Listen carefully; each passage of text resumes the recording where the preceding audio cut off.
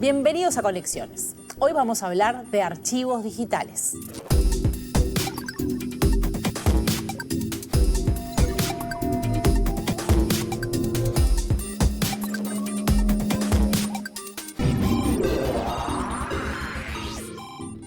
En el mundo digital, el archivo dejó de ser un objeto estático. Se convirtió en algo que está vivo, que es vulnerable, que depende de tecnologías cambiantes como los formatos, los programas, los dispositivos, para mantenerse accesible. Un archivo digital no solo debe guardarse, sino también actualizarse, migrarse y adaptarse para evitar quedar obsoleto o volverse completamente ilegible.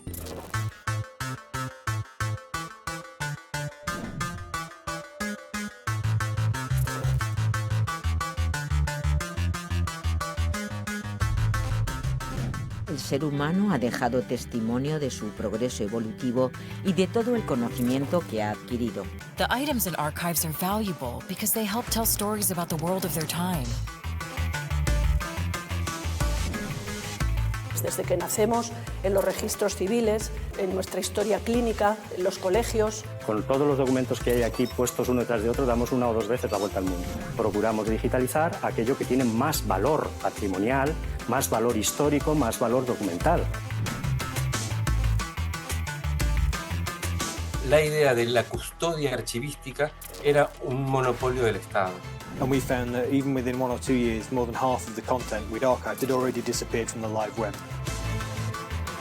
People think that bits are somehow immortal. So even if you still have the bits in your CD-ROM, if you don't have the CD-ROM reader, you can't read the bits. Guess what? That information is gone.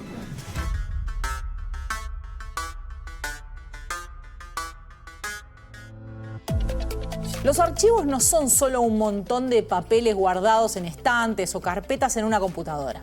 Son parte de nuestra historia y de quiénes somos como sociedad.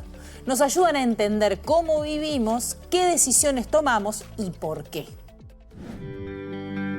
A lo largo de la historia, el ser humano ha dejado testimonio de su progreso evolutivo y de todo el conocimiento que ha adquirido. Las bibliotecas y los archivos son los lugares encargados de preservar, clasificar en función de un criterio y difundir esa información a generaciones futuras. Los archivos son una parte central de la memoria y una pieza fundamental para la construcción de nuestra historia.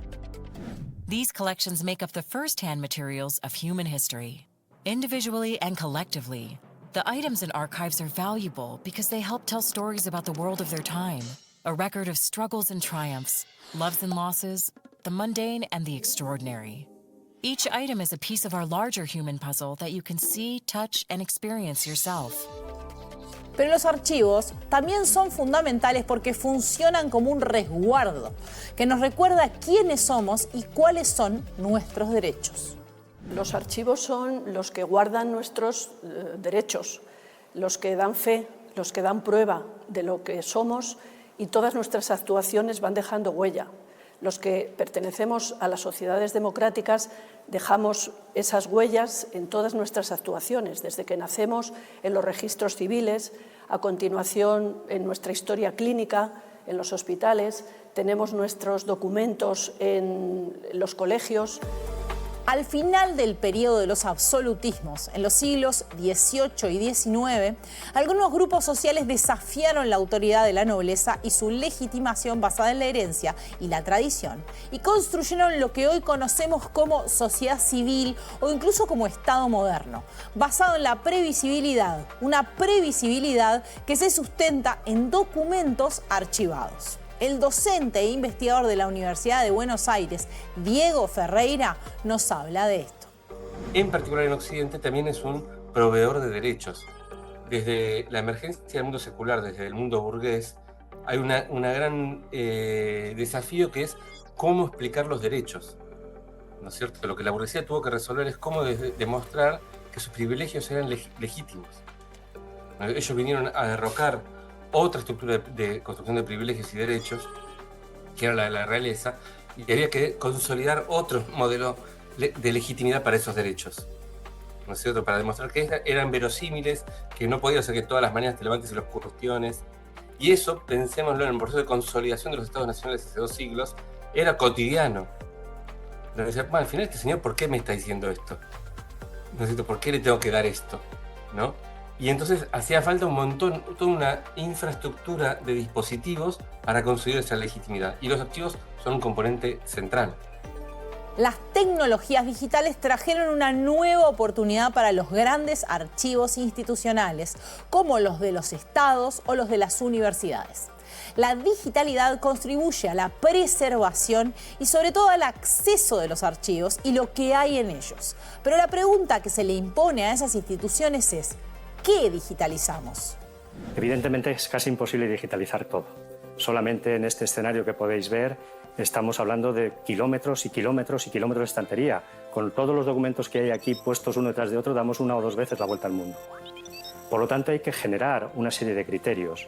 Hay un criterio técnico interno que viene impuesto por el propio patrimonio documental. Es decir, procuramos digitalizar aquello que tiene más valor patrimonial, más valor histórico, más valor documental. ¿Por qué? Porque la digitalización también es preservación. Pero luego hay otro criterio externo para muchos proyectos que yo lo suelo denominar el criterio de demanda social. Por poner un ejemplo, los fondos documentales relacionados con la guerra civil y el franquismo, como una continuación, realmente han sido la sociedad en los últimos 15 años o 20 años nos ha estado demandando que esa documentación se la hagamos más accesible vía digitalización. El Estado moderno, incluyendo tanto sus estructuras de privilegio como sus garantías de derechos, se construye en base a esa burocracia de los archivos. Pero la llegada de la digitalidad cambió nuestra forma de relacionarnos con ellos. Hasta este momento, o hasta los últimos 20 o 30 años, la idea de la custodia archivística era un monopolio del Estado. Y el Estado visto como un mediador colectivo autorizado para custodiar una mirada monolítica del pasado, ¿no es cierto? Y uno podía disputar ese lugar con respecto al Estado. Lo que la digitalidad de alguna manera, para bien o para mal, viene a demostrar o viene acaeciendo en los últimos 20 o 30 años, es que las capacidades de los estados y de ciertas colectivos, y en este momento también de compañías, para consolidar los archivos, no son tan distintas en este momento. La importancia de los archivos para los documentos y objetos analógicos es muy clara. Pero cuando pensamos en la cultura digital, en particular en la web, donde cada día se crean y eliminan muchísimas páginas, es todavía más importante. From an archiving point of view, the main things we're worried about is web resources rot, disappear very quickly. So we did some studies on the stuff we've collected over the years and whether it's still on the web now. And we found that even within 1 or 2 years, more than half of the content we'd archived had already disappeared from the live web. So the risk so it's not just about collecting a snapshot of how the stuff looked at a given time, it's also the fact that most of this content simply disappears within a year or 2. Este problema es afrontado directamente por una institución llamada Internet Archive, Archivo de Internet, una organización sin fines de lucro que entre sus muchos proyectos tiene uno llamado Wayback Machine, la máquina del tiempo.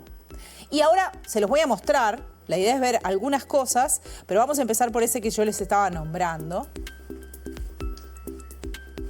Vamos a mirar el archivo de Internet, acá tenemos la Wayback Machine, acá podemos ver la cantidad de cosas que tiene guardadas, ¿sí?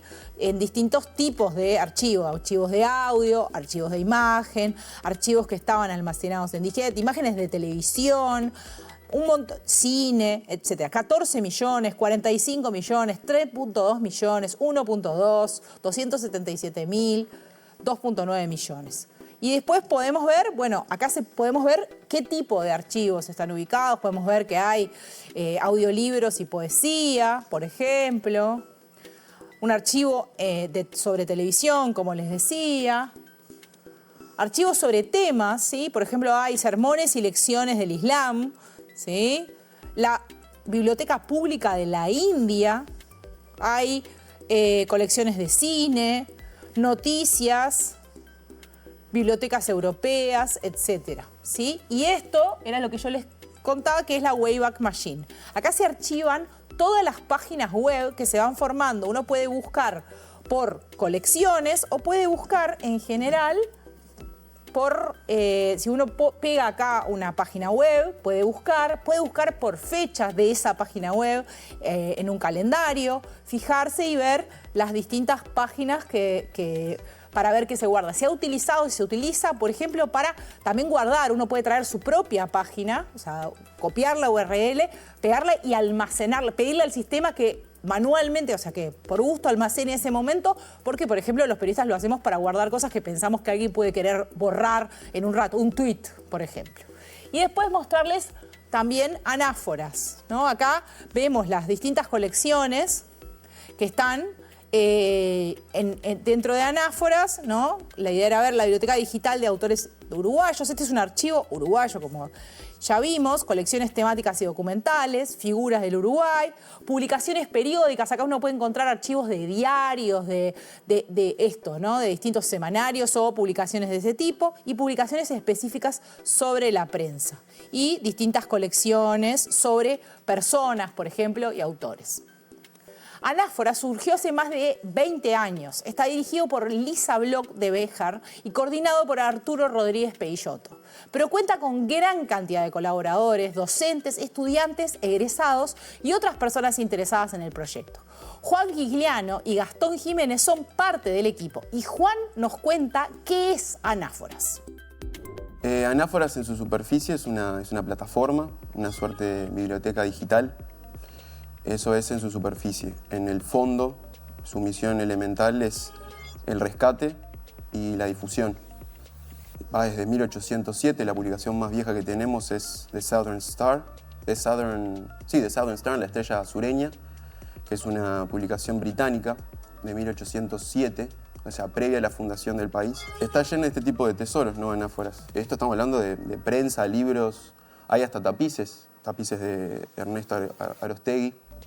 Y la difusión también es fundamental porque a través de la difusión se resignifica la cultura uruguaya, ¿no? Uno, cuando accede al pasado, puede entender un poco más el presente y, bueno, transformarlo en algo para el futuro. Como ya dijimos, una parte importantísima del trabajo de un archivo cultural es elegir qué digitalizar. Juan Gigliano y Gastón Jiménez nos cuentan cuál es el criterio que usan en Anáforas. Y en ese rescate, el criterio que se maneja es autores y publicaciones olvidadas, ¿no? Todo aquello que la gente quizás conoce, pero nunca leyó, está ahí disponible. Si uno entra al sitio de Anáforas y va a la página de autores uruguayos, se va a encontrar con un listado enorme. Y es muy probable que muchos de esos nombres no sean conocidos popularmente. Y un poco el propósito y objetivo es eso. No ahondar tanto sobre autores que ya tienen un acervo enorme, sino justamente, bueno, autores del siglo XIX o XX también, que estén un poco olvidados o que consideremos necesario rescatarlos. Si bien surgió y funciona en el marco de la Facultad de Información y Comunicación de la Universidad de la República, Anáforas es un proyecto que vincula a muchas instituciones, tanto del ámbito público como también del privado. En muchas instituciones, la Biblioteca Nacional, el Archivo General de la Nación, los museos, el Museo Histórico, Casa La Valleja, Casa Rivera, hay un montón de personas que colaboran, y después también, además del estudiantado que se dedica a digitalizar, están las familias de los propios autores que nos arriman material y en todos los casos siempre se prestan a ayudar.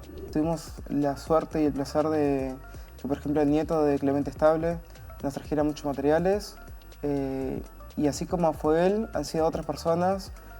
Tuvimos también la suerte de uno de los descendientes de la familia Taranco. También salimos de lo que es la Facultad de Información y Comunicación, trabajamos con la Facultad de Derecho, con la Facultad de Ciencias Sociales, Arquitectura, con la Universidad de Montevideo, con la Universidad Católica. Y eso también es algo fundamental del rescate, porque se hace de forma colaborativa, se hace entre todos.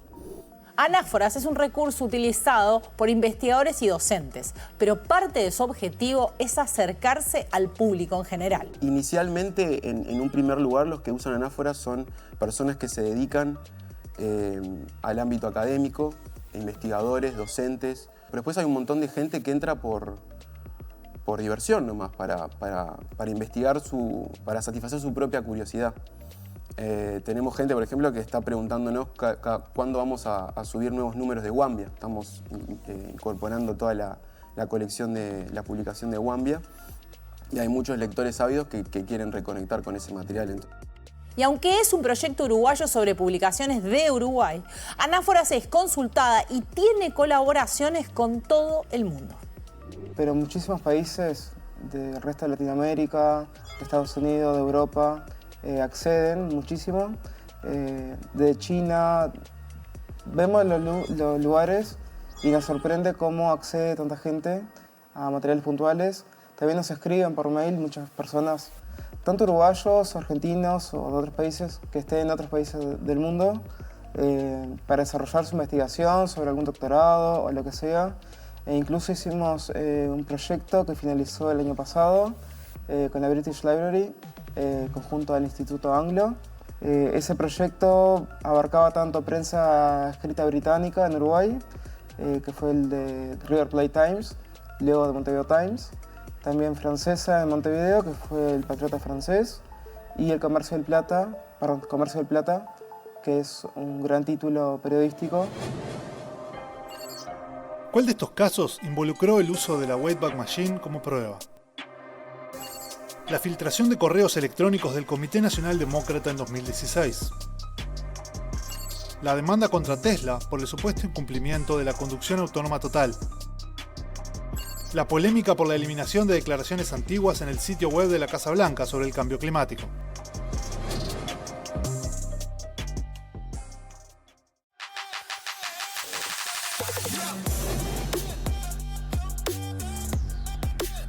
En 2017, poco después de asumir Donald Trump, la Casa Blanca eliminó secciones enteras de su sitio web dedicadas al cambio climático, derechos LGBT y derechos civiles. Usuarios y periodistas acudieron rápidamente a la Wayback Machine para recuperar esas páginas y mostrar exactamente qué información se había quitado. Estas capturas sirvieron como prueba pública de los cambios y alimentaron debates sobre transparencia y manipulación de la información oficial. Este caso demostró la importancia de la Wayback Machine no solo como un archivo histórico, sino como una herramienta de rendición de cuentas frente a gobiernos y grandes organizaciones.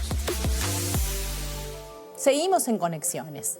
Los archivos son un espacio para la historia y para la memoria. Pero ¿qué pasa cuando esos archivos son construidos por sectores privilegiados que no tienen en cuenta a otros grupos sociales enteros? And history is also not just a catalog of events put into the right order. History is, in fact, a series of strategically curated decisions, right? Decisions that have the ability to either uplift some or silence others. And those choices, those decisions are made by people like myself, people like archivists, librarians, scholars, researchers. But regardless, they are still decisions. And herein lies the impact, the power of bias and privilege with the ability to create entire silenced landscapes of people groups entirely based on the decision of either being included or excluded from history making. Cuando en el siglo XVIII se hicieron las primeras enciclopedias modernas, el objetivo era almacenar todo el conocimiento en una sola obra, organizado de acuerdo a principios universales, es decir, neutrales, carentes de sesgo y aplicables a todo. Esa idea de universalidad se trasladó a los archivos, pero como señala Diego Ferreira, es una idea problemática, porque el sesgo es intrínseco a todo el trabajo de archivo. Al final, lo universal era local de otro lugar, en realidad, ¿no? Lo que se habla como un estándar internacional es algo que es un estándar de otro lugar que se me presenta a mí como global, pero en realidad es local de otro lugar. Fue pensado para resolver los problemas de otra gente en otro lugar y se me presenta a mí como totalizador. Entonces, a nosotros al revés, el sesgo es nuestro capital.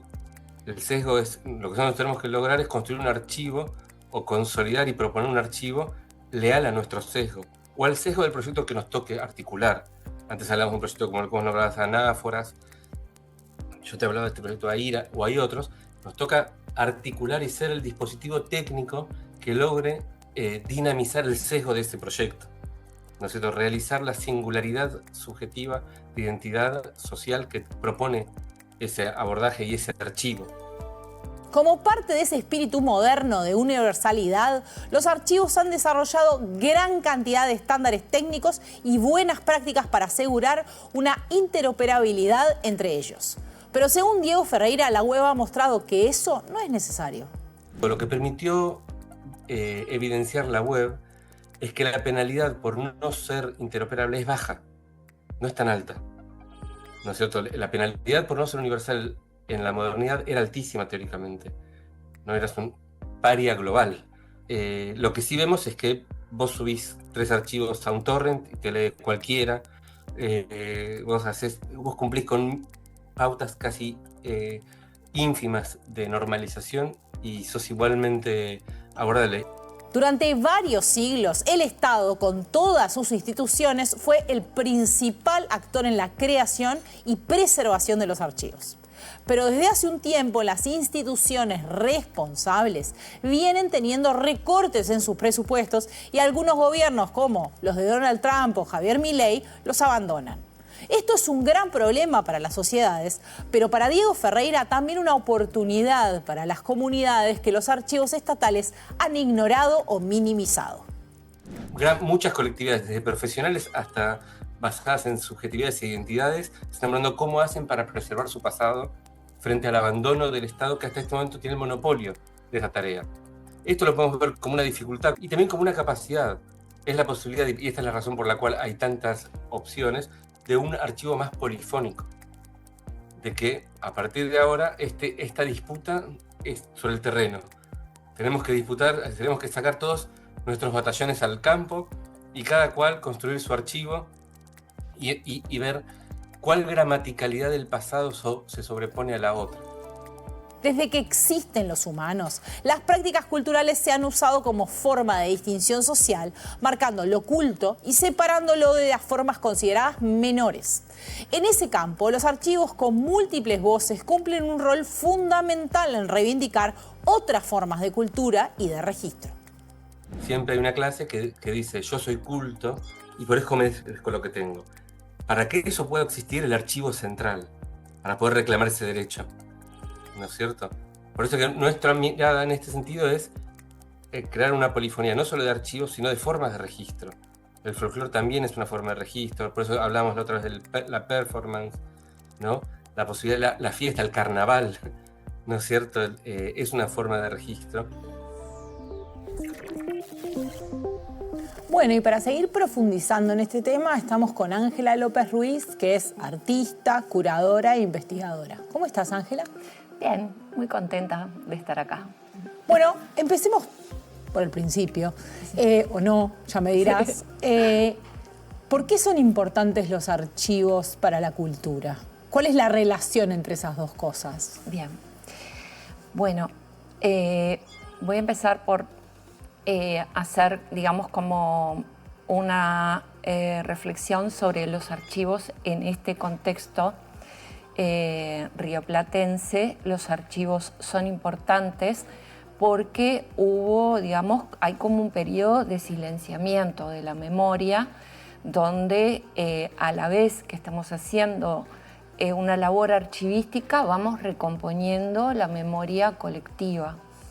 Digo, esto nosotros lo empezamos a reflexionar como artistas en los 90, pero si bien lo que voy a mostrar va a ser más ya sobre los 2000, pero ya estaba latente, sobre todo porque yo vengo del videoarte.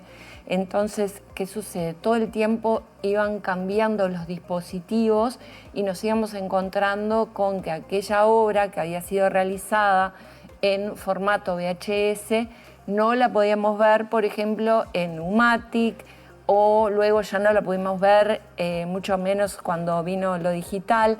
Entonces, había una cuestión que tenía que ver con la materialidad de la obra, pero a la vez, cada vez que íbamos de alguna manera actualizando la tecnología, nos dábamos cuenta que íbamos a la vez recontextualizando la obra, y ahí nos encontrábamos con que nos faltaban piezas. Entonces, de alguna manera, a lo que ayuda el archivo es armar ese mapa, ¿no? Ese mapa de la memoria colectiva. Hablo de esto que hicimos nosotros en los 2000, pero, por ejemplo, después tuvimos una etapa donde trabajamos los archivos de los 50 y pasa exactamente lo mismo, porque el impacto que tuvo ese silenciamiento de, por ejemplo, el no volver a pensar en lo que fueron los incendios del Sodre en los 70, qué pasó, dónde fueron esos materiales, eso todavía nos sigue afectando. Porque tenemos, ¿no? Digamos, una relación con el archivo en Uruguay bastante compleja, ¿no? Compleja, aunque, digo, ahora, por ejemplo, actualmente hay carreras en la universidad, maestrías, hay también como mucho empeño en hacer sistematizaciones institucionales y muchos colectivos independientes. Por ejemplo, ahora se está por largar el Masa Archivo, ¿no? O sea, ya se largó, pero es un archivo de danza. De alguna manera, como que ahora hay una reflexión, sobre todo de gente joven, que quiere retomar eso como un acervo artístico. Porque eso, ¿no? ¿Cómo se vincula el arte con el archivo? El arte contemporáneo ¿cómo dialoga con ese archivo? Cuando yo te digo nosotros, me refiero a un evento que hicimos en la Fundación de Arte Contemporáneo, que es un colectivo de artistas. Ese evento se hizo en el 2006 y nosotros en ese momento lo que veíamos era básicamente el tema de cuestionar esa materialidad, como te digo, VHS, High 8, DVD, en fin, todo era como una maraña de cosas que cuando querías ver una obra, bueno, ¿cómo voy? El dispositivo, esto y lo otro. No tengo un dispositivo para eso. Pero ya existían, por ejemplo, otras experiencias volcadas a otros tipos de visualidades y de archivos que estaban como de alguna manera funcionando. Y sobre todo en ese año empezó a crearse una sinergia en Latinoamérica de otros proyectos que trabajaron en pos de preservar el videoarte, que era lo que en ese momento era más seguro hacer porque el dispositivo estaba, como quien dice, fresco, no era tan difícil de conseguir.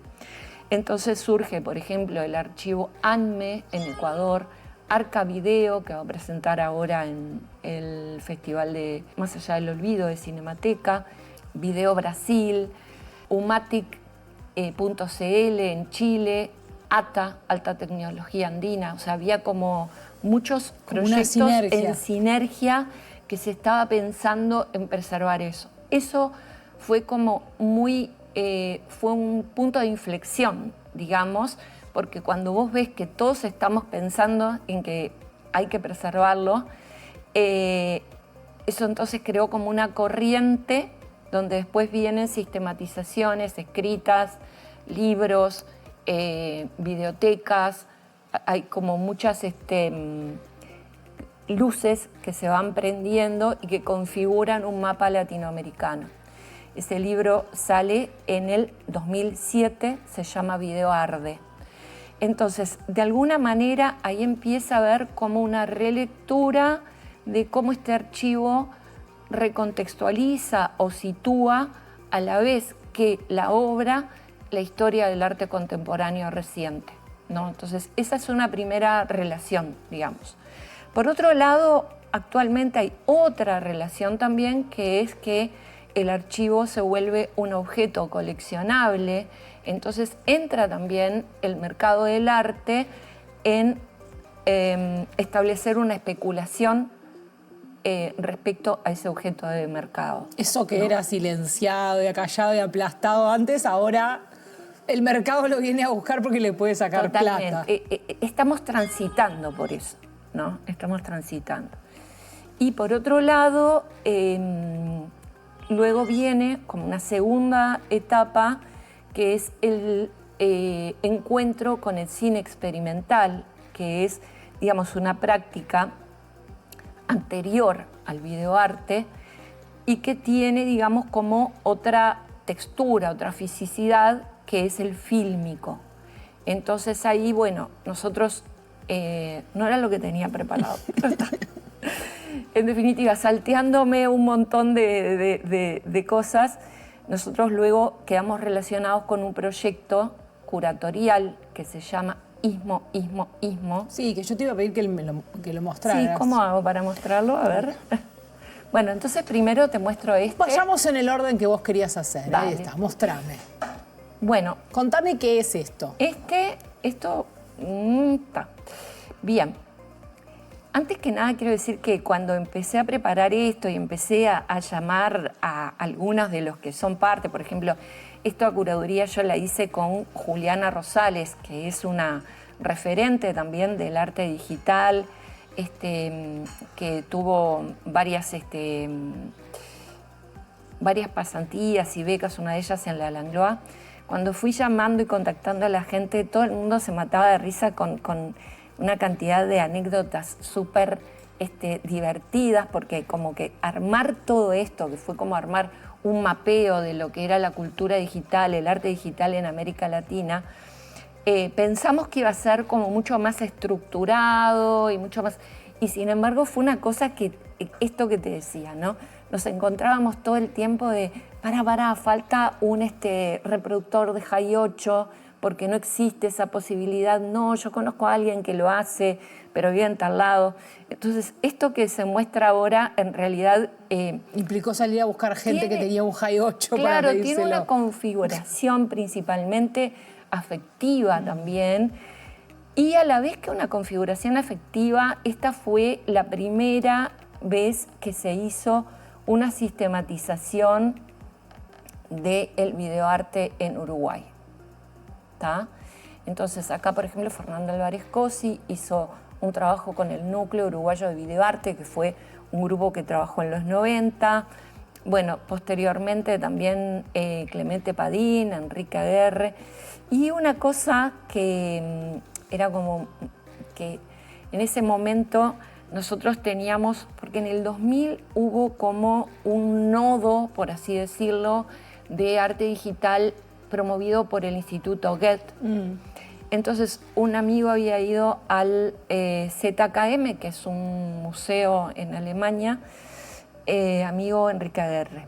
Y vino así como con la idea de que teníamos que hablar de cultura digital, que era algo que ya se estaba reflexionando ahí en el ZKM, y con un montón de cosas que quedamos así como, ¿viste?, deslumbrados de dispositivos que usaban, museísticos. Entonces, bueno, esa fue una... hice algo. Esa fue una inspiración, por así decirlo, para nosotros acá, ¿no? Bueno, esa fue una inspiración para nosotros para ir componiendo ese mapa. Que te decía, hicimos en un punto también, fue un mapa latinoamericano. Fue como un primer acercamiento al archivo y que también después sirvió para configurar una especie de mediateca donde muchos investigadores y curadores venían a consultar. Y después vino que vos me contabas. Sí.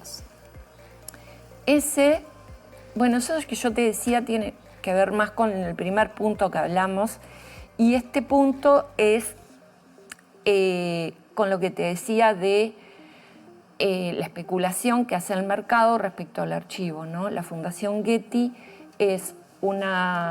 impulsa cada 2 años un programa que se llama Pacific Standard Time, y es un programa donde lo que promueve son mapeos de archivos, ¿no? Mapeo de documentos. Y en este caso era un mapeo que proponía el diálogo entre California y Latinoamérica, artistas latinos, artistas latinoamericanos y artistas chicanos.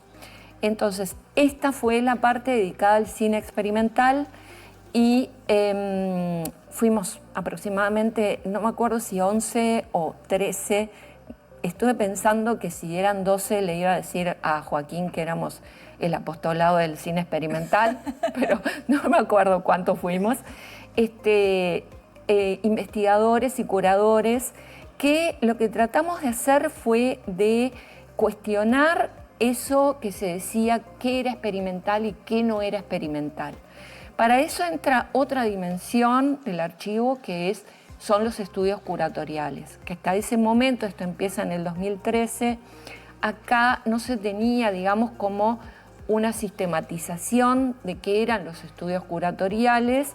Entonces, a partir de estas experiencias, como de otras experiencias, la Red de Conceptualismo del Sur, por ejemplo, que también trabaja archivos, empieza como, digamos, a brindar herramientas. Entonces, el archivo también constituye o reconstituye los estudios culturales y los estudios artísticos, las prácticas artísticas. De todo lo que te conté al principio surge, por ejemplo, la duda de qué pasa con esos archivos que están desaparecidos o que fueron perdidos o que están diseminados. Y fue un artista que fue un referente, voy a ir directo a esto, fue un artista que fue un referente en lo que es el arte digital, los nuevos medios, el net art, el web art, y que trabajó con muchísimos otros artistas.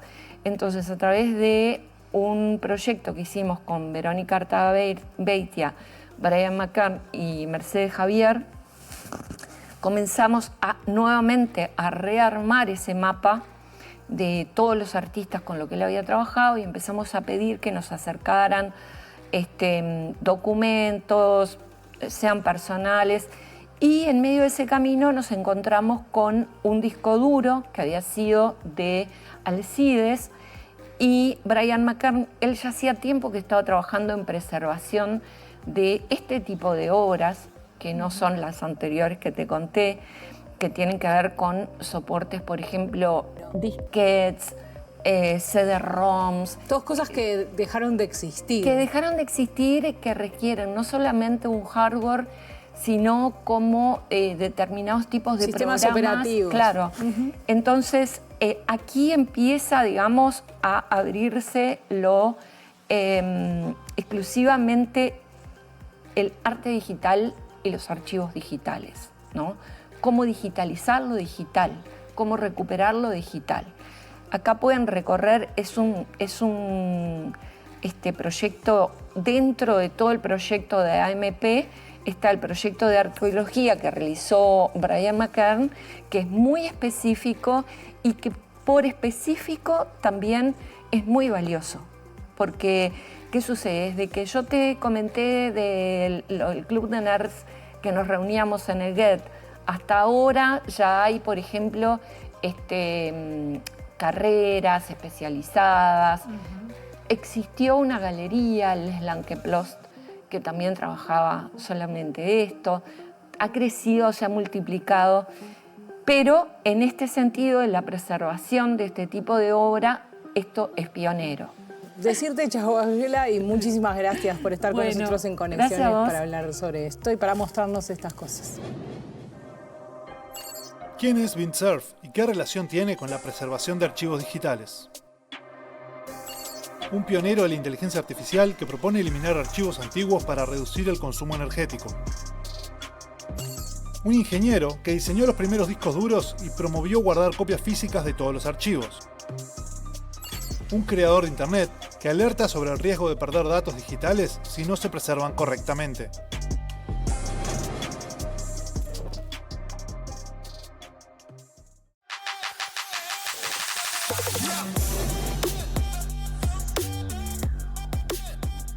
Vint Cerf, conocido como uno de los padres de Internet, no solo ayudó a crear la red mundial a través de los protocolos TCP/IP, sino que también ha sido una voz clave en la discusión sobre la preservación digital. Él advierte que podríamos enfrentar un apagón digital si no desarrollamos estrategias para conservar archivos electrónicos a largo plazo. Su preocupación surge porque los formatos de archivos y el software para abrirlos se vuelven obsoletos rápidamente, y sin esfuerzos conscientes, corremos el riesgo de perder documentos históricos, obras culturales y memorias personales.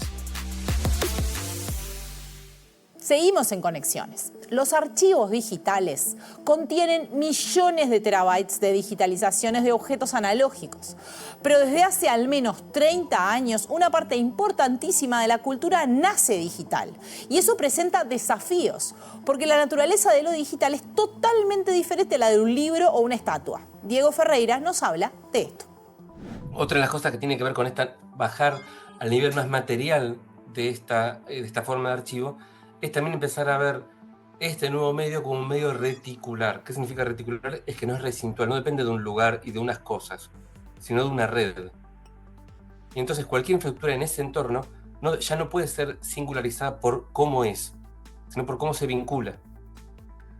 Y eso es un problema también para nosotros en términos occidentales, que nos preguntamos de cada cosa qué es, ¿no es cierto? ¿Qué es ontológicamente? ¿Qué es de manera inmanente? ¿Qué tiene ella de sí? ¿No es cierto? ¿Qué tiene este jueguito de sí mismo? Lo que de alguna manera nos plantea la digitalidad es que ningún jueguito es en sí mismo nada. Depende de una red de medios y que sin esa red no es nada. Bueno, como ya es una costumbre, cuando no entendemos algo o queremos hacerle como un doble clic, es que nos traemos a Joaquín Moreira, nuestro productor. ¿Cómo estás, Ana? ¿Qué tal, Joaquín? Todo bien. Bueno, contame qué pasa con esto que venimos hablando de la complejidad de los archivos y la digitalidad. Bueno, mira, vamos a empezar muy analógicos. Esto es un misal de silos de España analógico, del 1080, ¿no? Mismo. Alfabeto latino era básicamente la letra y la música para cantar en una misa. Es el registro más antiguo que se tiene en papel. Por eso es importante. Exacto, el 1080. O sea, es de hace mucho. Vamos a pasar ahora. Esto es el Evangelio de San Cuthberto. Es de Northumbria, que es en el norte de lo que ahora es Inglaterra, alrededor del 700. Alfabeto latino, escrito sobre pergamino. El pergamino se hace con piel de cordero. Correcto. Es otra forma de papel que en realidad es parecido a papel, ¿no? Este era papel como el que tenemos en los libros ahora. El actual. O como el que sea, ¿no? Claro. Dice Macana. Ahí va, ahí tenés. Este era papel como el de ahora, ¿no? Papel mismo que usamos en los libros. Esto era pergamino. Más viejito, digamos. Exactamente. Estamos yendo para atrás. Estamos yendo para atrás, exactamente. Esto es una tablilla en arcilla, escrito en alfabeto cuneiforme, de Ur, que es en la zona de lo que ahora es Mesopotamia. Bueno, en realidad era un comerciante llamado Nani que le dice a Ea Nasir: me vendiste unos lingotes de cobre que son muy malos. ¡Ay, me encanta! Una queja. Exactamente. Una especie de queja de plataforma de compra, pero la madre de toda la queja de madre. Exactamente, la madre de los reviews de compras. ¿Cómo? Es de el 1750 antes de Cristo. Ya nos quejábamos de eso. ¿No? O sea, esto es un papiro. Se llama Diario Merer, es de Egipto. 2500 antes de Cristo. Exactamente. Jeroglíficos y hieráticos. O sea, estamos hablando de que tiene más de 4500 años esto. Esto es la paleta de Narmer de Egipto, también. 3200 antes de Cristo, más de 5000. Jeroglíficos sobre pizarra, ¿no? Que es un tipo de piedra. Esto es la tablilla de Kish de Sumer, 3500 a.C., protocuniforme en piedra caliza. Esto es el registro más antiguo que se tiene. Como de la historia. De algo protoescrito. No está del todo escrito, ¿no? Pero como unos dibujitos. Ahora vos dirás, ¿por qué si vamos a hablar de qué pasa con los digitales venimos a esto? Bueno. ¡Tarán! 3500 años. ¿Cuánto te aguanta esto? Si cualquiera que tiene un CD, un DVD, algo... Anda paseando. Claro, ¿Dónde lo meto? No, más importante aún. Lo iba a poner y no andaba. Sí. Pasa eso también. Sí. ¿Cuántas veces nos pasa? Está rayado, no anda, no lee, lo que sea. Sí. ¿Y qué pasa con esto? Estos grandes en una época te los daba el Poder Judicial. Claro. Cuando te daba un fallo judicial y andabas paseando porque nadie tenía del disquete. Pero vos ibas al ciber, te bajabas algo y cuando llegabas a tu casa ya no andaba. Ya no andaba, sí. Entonces, se te trancaba el plastiquito. Exactamente. Entonces, esto es una serie de... Digo, obviamente, hay otras formas de resguardo digital. Sí. Como por ejemplo en cintas magnéticas. Pero no me imagino que sobrevivan 300 años. Claro, exactamente. Y ese es el tema. Las cintas magnéticas, por ejemplo, que es como el VHS o como los cassettes, son, por ejemplo, duran algunas decenas de años antes de empezar a deteriorarse, que es en lo que se graban los archivos digitales. Por ejemplo, acá el Archivo General de la Universidad tiene mucho material almacenado digital, pero en cintas magnéticas, que obviamente no lo podés poner en una computadora y que esa computadora lo reproduzca, sino que tenés que tener un lector específico. Exige toda una logística. Operativo. Exactamente, existe toda una logística, tiene una complejidad, ¿no? Entonces, ese es el gran tema. Además, lo que vos decías de encontrar que ir ahora, si alguien... En realidad, si vos tenés uno de estos, es como que no lo tengas. No lo tenés porque ya no hay una computadora para meterle un disquete así. Si vos guardaste hace 25 años un archivo importante en uno de estos, en un floppy disk de 5 1/4, que es este... para este tengo porque tengo una mini Mac. Claro, bueno, ahí tenés, con ese podés llegar a conseguir, claro. Con ese todavía encontrás alguna cosa, porque todavía hay algunos sistemas operativos que en algún caso andan, ¿no? Pero con este, que es lo más reciente, pensemos incluso en el Blu-ray. Sí. También lo mismo, que además de que nadie lo usó. ¿No? Pero además de ese detalle, pensemos que estos formatos se sabe que su duración es de 10 años, con suerte, salvo que lo guardes muy bien y que lo vayas a cada tanto. ¿Qué se hace? Lo volvés a guardar y lo volvés a grabar en todo caso. Y ese es uno de los grandes problemas que genera.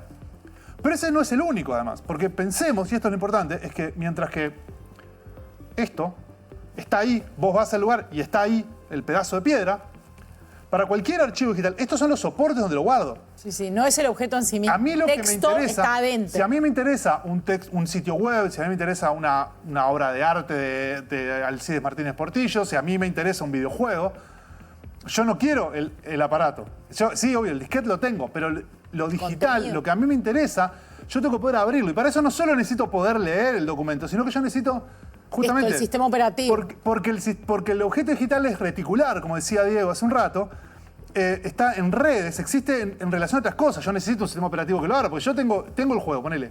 Lo tengo ahí, un juego de DOS. El Duna 2, ponele, que era un juegazo. Y lo abro, y no me lo abre el Windows 10, el Windows 8, el Windows XP, nada. Te mostrará un archivito ahí. Claro, me dice, acá hay un archivo y no lo puedo abrir. Entonces, hay un montón de cosas ahí que son importantes tener en cuenta, y sobre eso hay una persona que es una de las personas más importantes de la historia de la humanidad, porque es uno de los inventores del protocolo TCP, de la familia de protocolos TCP, es decir, uno de los responsables que existe Internet, que se llama Vint Cerf, que él está muy preocupado por esto. Y si te parece, vamos a ver un video en el que él explica por qué.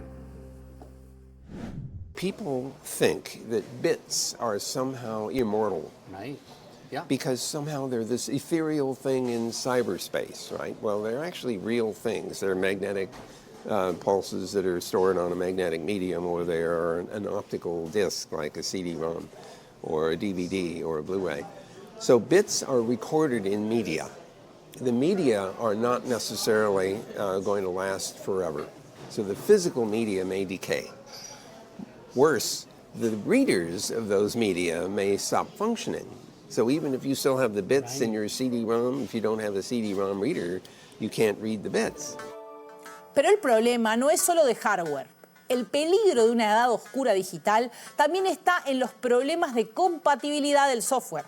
¿Alguna vez les pasó que quieren abrir un archivo o ejecutar un programa de hace 20 años y ninguna computadora nueva los deja abrirlo? Imagínense qué puede pasar en el futuro con toda esa información almacenada digitalmente.